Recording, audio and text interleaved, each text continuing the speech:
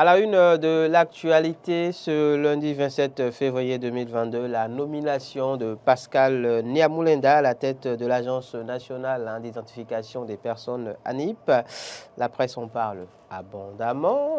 En fin de semaine écoulée, le secrétaire général adjoint et porte-parole du gouvernement, Wilfried Léandre Roumbédi, s'était penché sur la question sur nos plateaux. Laurent Roland-Tonneikes, une vive polémique qu'on tentera donc de comprendre au détour de l'actu décalée de ce matin, tant il est vrai que en fin de semaine écoulée, on avait déjà commencé par en parler, vous et moi, en plateau, le jeudi, si je ne m'abuse.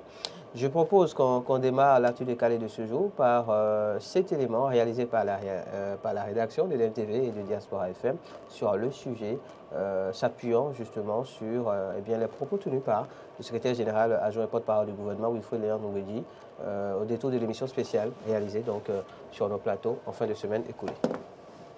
Cette énième nomination d'une personne de nationalité étrangère à la tête d'une structure béninoise n'a pas été appréciée par les Béninois. Pour certains, nommer un étranger à l'Agence nationale d'identification des personnes ANIP est un risque de voir demain nos données personnelles connaître une fuite. À cette préoccupation, le porte-parole du gouvernement répond. À cet effet, je voudrais d'abord rassurer l'ensemble de nos concitoyens de ce que la gestion des données à caractère personnel est réglementée par la loi.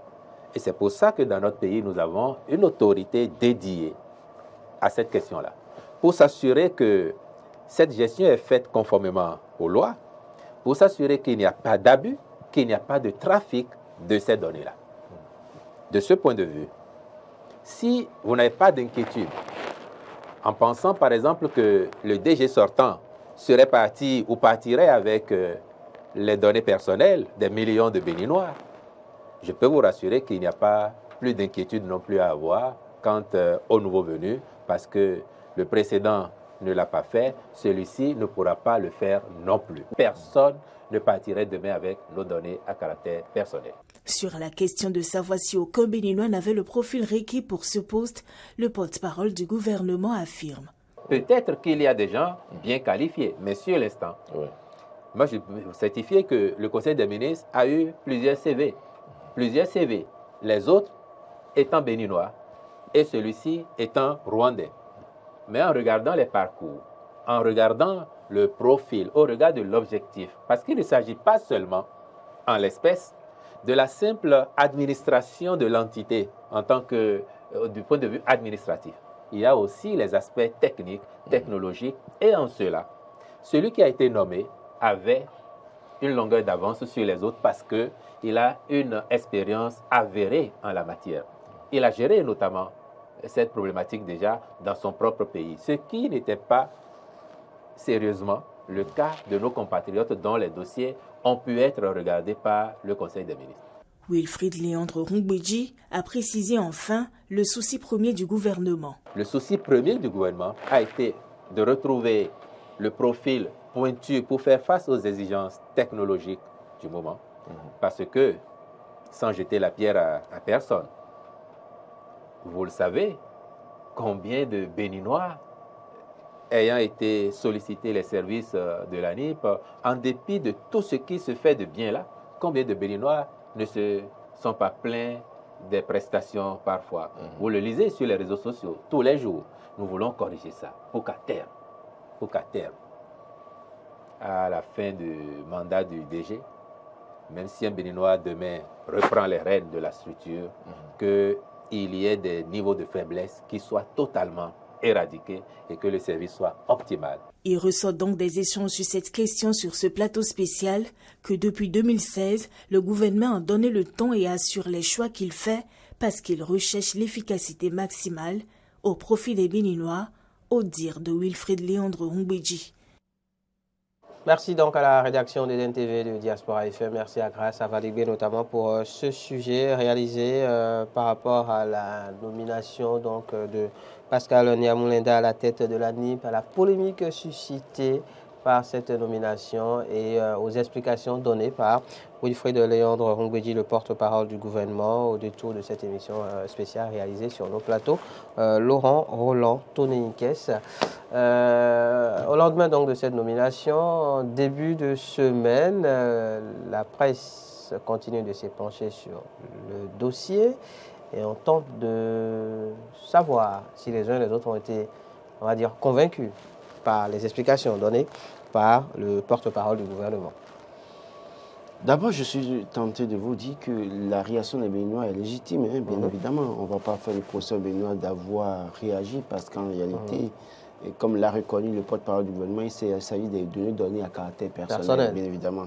Même s'il dit que oui, que le DG sortant n'a pas pu partir avec les données et que par conséquent, celui-ci ne pourrait pas partir avec les données, mais je crois qu'il y a une différence à faire.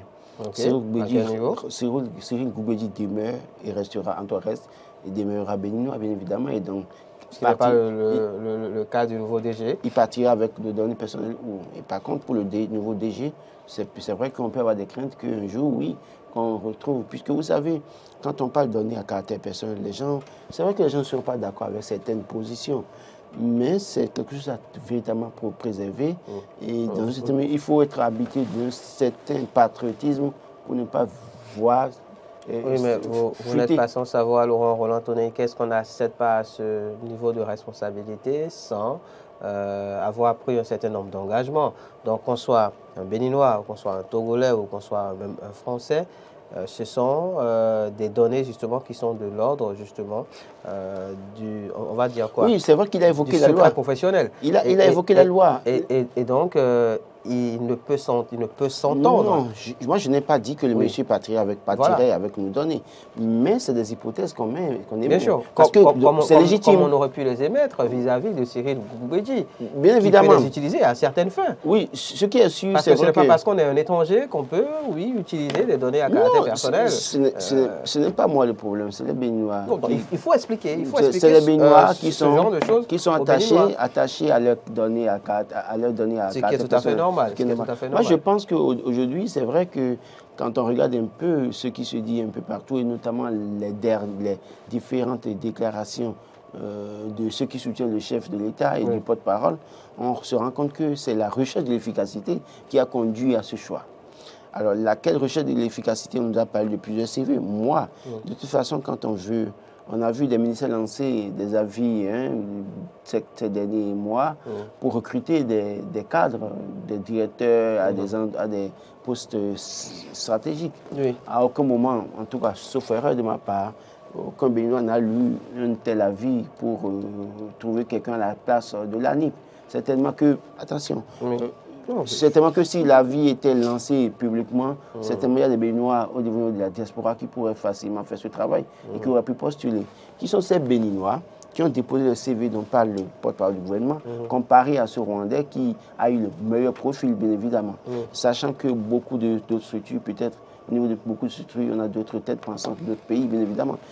Bon, ceci étant, on ne va pas continuer à faire le procès du gouvernement. Le porte-parole a parlé, comme vous le disiez, donc, de qualification. Surtout, il s'est agi pour le gouvernement de s'épancher sur la qualification des personnes donc, qui prétendaient à ce poste-là. Et donc, du point de vue du CV, de l'expérience, il est apparu clair aux yeux du gouvernement que le meilleur profil c'est Pascal Nyamulenda, c'est ça? De Pascal Nyamulenda, tenant compte surtout de ce qu'il a déjà eu à gérer, donc cette problématique chez lui au Rwanda par exemple, ce qui n'est pas le cas des Béninois dont les CV ont aussi été, on va dire, étudiés dans ce cadre. Tant il est vrai qu'à part Cyril Gougbedi, voilà. Moi je l'ai dit, cette problématique ici au Bénin en tout cas. La première chose que je voulais demander, c'est qu'on nous dise quels sont les Béninois qui ont déposé leur CV. Vous savez que vous n'aurez pas réponse. Mais écoutez, si un avis avait été lancé dans les journaux, que les gens étaient informés, je suis que des Béninois de la diaspora qui, certainement, des qualifications de la matière, des compétences de la matière, peuvent aussi postuler. Je suis sûr que quand on regarde dans toute la diaspora béninoise, on ne manquera pas d'avoir des qualités pour faire ce travail. Mais là, comme je l'ai dit, on ne va pas continuer à faire le procès du gouvernement. Ce qu'on dit, ils n'ont pas d'efficacité. Souhaitons vivement qu'à la fin de l'expérience Pascal Nyamulenda, qu'on ait des résultats et qu'on ait zéro, en tout cas pas zéro problème, mais tout au moins 95% des problèmes de la NIP résolus. Mais moi, ce que je veux dire, c'est-à-dire que aujourd'hui, le gouvernement a adopté une posture.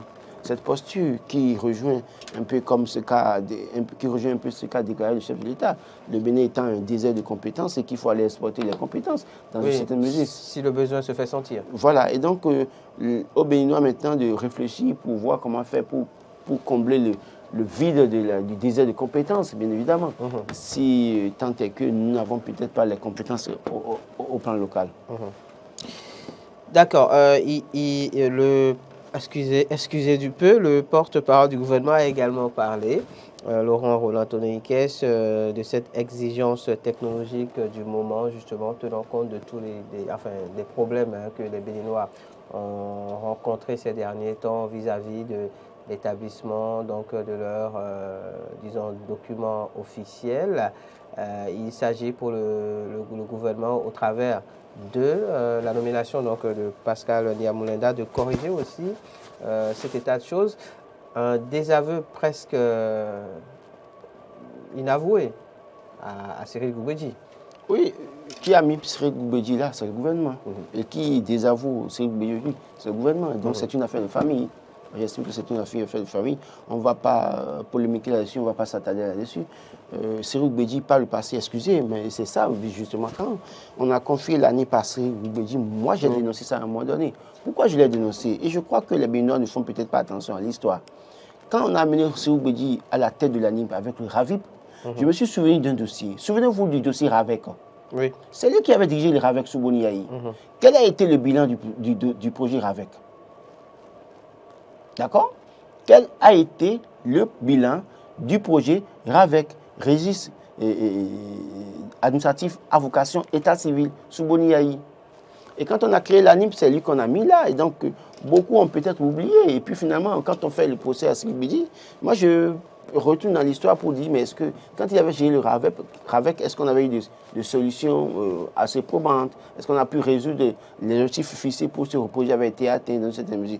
Alors, qui a ramené Cyril Goumbedji à la tête de l'ANIP et qui lui a confié le RAVIP? C'est encore le gouvernement en place. Donc, on ne va pas venir faire le procès de Cyril Goumbedji pour autant. Mais je pense que la responsabilité incombe au chef de l'État et au gouvernement, qui finalement peut-être ont pris la responsabilité compte tenu des différentes dénonciations, des plaintes qui ont compris qu'il faut changer. Mais moi, j'estime que un pays, ça se construit tel qu'ils ont amorcé une certaine dynamique depuis 2016. Et pour construire un pays, il faut construire un pays dans la prévision. C'est-à-dire qu'aujourd'hui, nous avons un problème.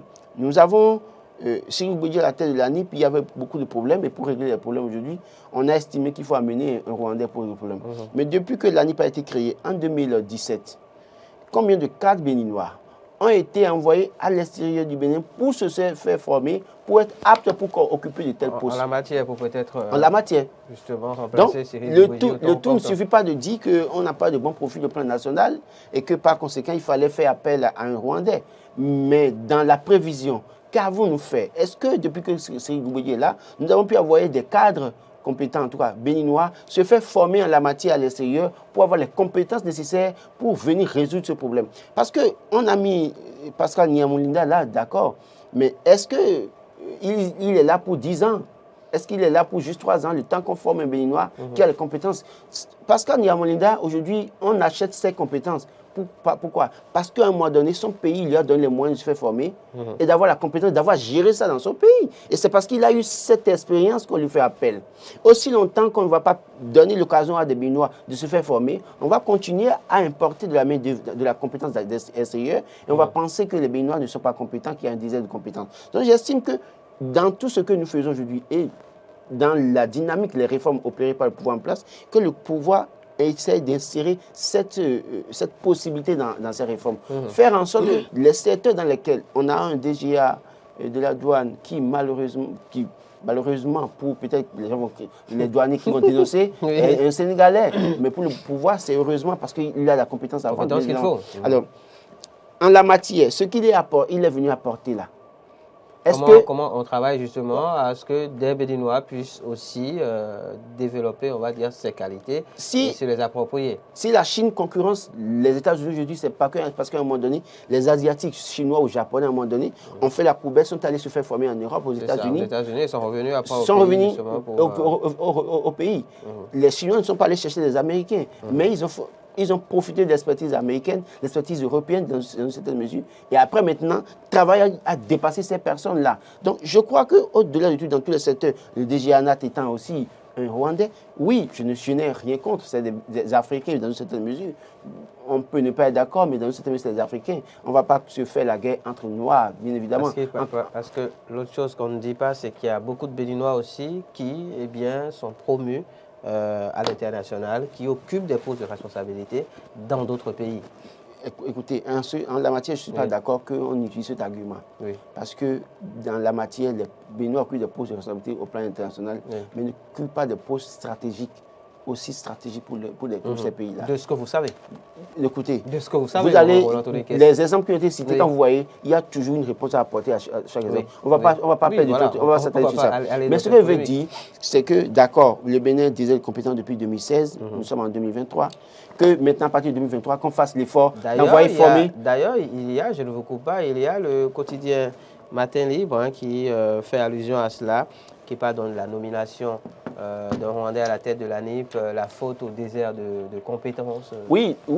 Moi, je veux être honnête pour dire que, oui, quand vous regardez un peu beaucoup de secteurs... On ouvre l'antenne, déjà, à compter de Quand vous regardez beaucoup de secteurs aujourd'hui, il n'y a que des gens qui ne sont pas suffisamment formés pour ces secteurs. Il faut être honnête. Il faut être honnête pour le reconnaître. C'est qu'au Bénin, nous n'avons pas assez de compétences dans certains secteurs. Je ne suis pas contre le fait qu'on essaie de chercher la compétence ailleurs. Mais qu'est-ce que nous faisons pour former les nôtres à avoir les compétences nécessaires en la matière? D'ici 2 ans, 3 ans, Normalement, le cahier de charge de Pascal Niamoulinda doit être de 2 ans ou 3 ans plus. Le temps qu'on envoie un statisticien béninois se faire former aux États-Unis ou en Europe, sur la question de la gestion des données à caractère personnel, notamment de l'ANIP, bien évidemment. Et 2 ans après, il revient, il reprend les commandes.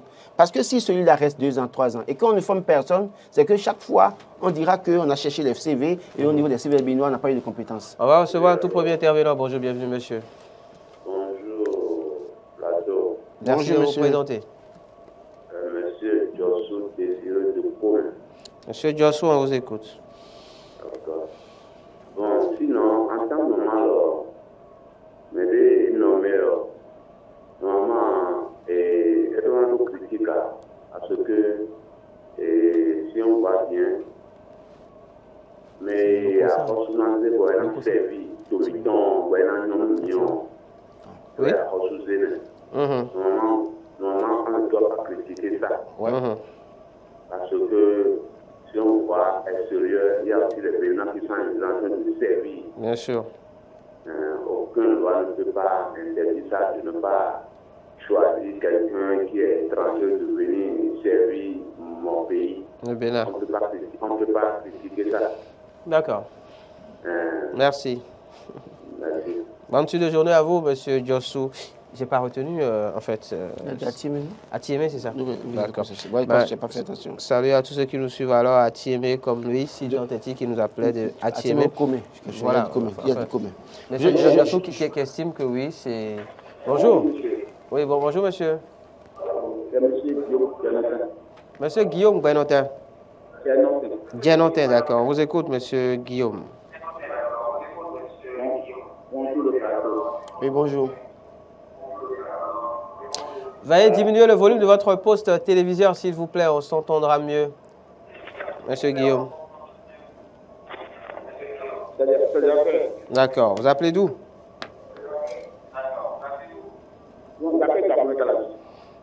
On y va. Oui. La réaction de M.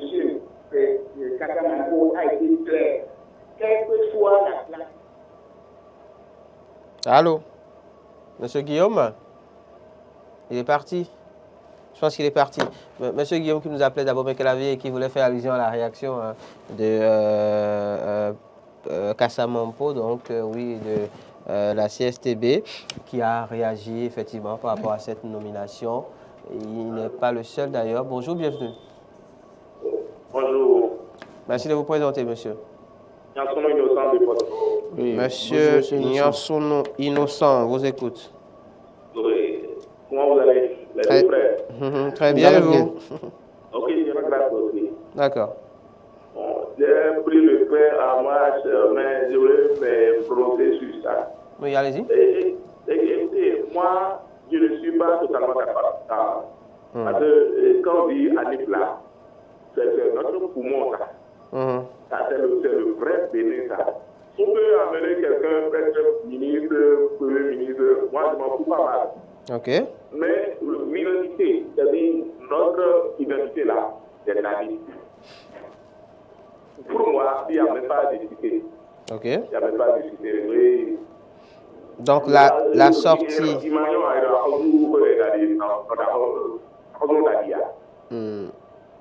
Donc la sortie du porte-parole du gouvernement ne vous a pas convaincu? Non. D'accord, c'est votre avis. C'est votre avis. Merci, monsieur Innocent. Merci, monsieur Innocent. Bonne suite de journée à vous à Porto Novo. Oui, donc la CSTB qui a vivement réagi par rapport à cette nomination. Je pense qu'il y a un quotidien qui en parle ce matin. Je vais essayer de retrouver la note tout à l'heure. Alors, bonjour. Bienvenue. Oui, c'est M. Guillaume qui revient. Oui, monsieur Guillaume, on vous écoute. Oui. Je dis la réaction de M. Kapamampo a été claire. Quelles que soient les qualifications que le porte-parole du gouvernement va nous apporter, le doute persiste. On dit souvent chez moi qu'on ne peut, suite à un accouchement, on ne peut jamais aller enterrer, on ne peut jamais faire recours à quelqu'un d'une autre collectivité pour venir enterrer le placenta. La NIP, c'est notre vie privée. C'est notre vie privée. D'accord. On peut faire appel à son expertise, son assistant, il peut assister de ce que vous dites. Mais il prend carrément pour être installé, il y a quelque chose qui ne va pas. D'accord, selon vous. Jamais, on ne peut jamais faire ça. On peut lui donner un repos dans le pays, mais juste là, ça, on lui permet d'aller dans notre chambre à coucher. Mais, monsieur Guillaume. Et si Pascal Niamoulinda était là depuis 2018, par exemple? Voilà, ça on ne sait pas. C'était peut-être pas officiel. Mais encore. Monsieur Guillaume, et si justement, après sa nomination, tous les problèmes qu'on rencontre aujourd'hui au niveau de l'ANIP sont réglés, est-ce qu'on ne pourrait pas s'en satisfaire? Non. On a nommé quelqu'un à quelqu'un pour une autre, quelqu'un parce que c'est à quelqu'un pour qu'est-ce que ça nous a apporté comme chose? On n'a pas évolué. Je n'ai pas compris. Merci en tout cas pour l'appel, M. Guillaume. Je pense que Pascal Niamoulinda a été élu maire de Kigali en février 2018 et le 12 avril 2018, il a démissionné. L'ANIP a été créée en 2017. Je ne sais pas si Pascal Niamoulinda était déjà au Bénin en train de travailler depuis 2018. Officieusement. Voilà, on ne sait pas. Ça, on ne sait pas. Monsieur Anissé Michel. C'est lui. On vous écoute. Allez-y. On vous suit. D'accord, mais moi, nomination de l'État dans le pouvoir. Donc, est-ce tout de pouvoir? Pourquoi diriger à des pouvoirs? Est-ce que vous les Ougandais? Est-ce que vous les Ougandais? Est-ce qu'on a besoin? Est-ce que vous avez un ministère? Vous convenez bien que si... Vous convenez bien que s'il fallait maîtriser tout cela pour être à ce poste, le gouvernement n'aurait pas confié justement cette responsabilité à M. Pascal. Oui, à votre corps. Et je vois ton vie. Là, il y a un gros Et je vois mon bébé. Moi, Mais non, alors, monsieur Michel Anissé, vous êtes l'ami de l'honorable Dakwel Sossou, il est de la majorité. Qu'est-ce que votre ami vous a dit par rapport à ça? Est-ce qu'ils n'en ont parlé? Ils n'en ont pas parlé. Posez-lui la question, revenez-nous demain. Merci, monsieur Anissé Michel. Sur la question. Bonne suite de journée à vous à Lokossa. J'allais juste préciser que Comparaison n'est pas raison, mais vraiment pas raison. Alors, faut pas commencer par comparer certaines choses. Non. Autrement, on s'en sortira pas. Bonjour. Bonjour, monsieur. Un tout dernier intervenant, peut-être, oui, mais merci de vous présenter. Moi, c'est Souradiou Aguerron. Monsieur Souradiou, vous appelez d'où? C'est un quoi dit? Nous appelons Berpère, arrondissement Berpère, commune de Sénéconie. D'accord, on vous écoute, monsieur Souradiou. Merci beaucoup. Nomination de Rwandais à la tête de l'année. Oui. Comprendre la polémique. Ok, c'était pour les mots. Oui, c'est bon, C'est bon, c'est corrigé. Voilà, moi, à ce niveau, je ne suis pas convaincu de l'application de notre... Du porte-parole. Ouais, parce que nous sommes de chaque pays à faire l'égalité. Ouais, donc, pourquoi nous avons l'École nationale de l'administration à Yaoundé? Donc, nous aussi, nous avons de la compétence. Il y a des professeurs, il y a des... Comment se fait qu'on a dit que, bon, selon le profil des ceux qui sont arrivés, c'est le Rwandais qui a le profil. Et nous, les Béninois. Là, c'est comme notre placenta. Comme on dit au placenta, ça ne se fait pas. Nous avons des réalités. Par exemple, à Ouda, à Boumekarabi, à Abomé, à Koukoutouran, au Bénin, comment un Rwandais va nous ça, c'est anormal. Non, mais que les étrangers peuvent gérer. Vous savez que Monsieur Souradiou, Monsieur Souradiou, vous êtes conscient que Pascal Nyamulenda ne travaillera pas seul. On parle ici d'exigences technologiques, par exemple, et de qualifications qui ont conduit à sa nomination. Il va se faire entourer forcément de Béninois pour faire le travail. Même s'il ne serait pas seul, c'est lui qui est le directeur aujourd'hui. Oui, et quand on sait, parce que le gouvernement ne le dit pas de manière tout à fait claire, mais on comprend bien que c'est une sorte de désaveu quand même à Cyril Gouguedji par rapport à toutes les plaintes donc, qui se multiplient depuis quelques jours, quelques semaines. Donc on a essayé avec un Béninois, on a eu quelques résultats, mais on reste sur sa fin. Donc on tente avec quelqu'un d'autre qui a une meilleure qualification, histoire de voir ce que ça donne. Même si le résultat de Béninois n'est pas bon. Oui, on va s'en contenter. Mais on peut amener des Béninois à l'étranger et apprendre comment gérer cette institution. D'accord. Mais comment qu'on va amener un étranger pour gérer notre destin, c'est-à-dire D'accord. Merci, on vous aura compris, Monsieur Souradiou. Bonne suite de journée à vous à Ekper. Retour en plateau, Laurent Roland, Tony Kess pour finir avec je pense qu'en la matière, ces postes occupés par les étrangers en CRIF aujourd'hui, le gouvernement doit réfléchir à former les cadres béninois pour les rendre aptes à de telles fonctions. On a vu le port, on a vu la direction générale de la Société béninoise de l'énergie électrique, on a vu l'ANAT bien évidemment. Je ne suis pas contre le fait qu'on importe peut-être les compétences, mais il faut comprendre que quelles prévisions faisons-nous dans la durée? Est-ce qu'on peut pas continuer à importer? Moi, je pense que normalement, si en réalité c'est pour déficit de compétences chez les Béninois qu'on a mené Pascal Nyamulenda aujourd'hui, on doit pouvoir automatiquement, qu'on a vu Cyril Gouguedji à la tête de ces institutions, qu'on ne le veuille pas, il a fait un travail assez remarquable. Bien sûr. Pourquoi ne pas lui payer une formation aux États-Unis, en Europe, pour aller se faire former et revenir prendre son poste, bien évidemment. Et pourquoi ne pas payer, envoyer d'autres cadres en formation pour revenir maintenant remplacer dans 2 ans Pascal Nyamulenda. Pourquoi ne pas former d'autres Béninois pour que dans 2 ans ou dans 3 ans qu'ils soient aptes pour remplacer le DG ANAT, bien évidemment.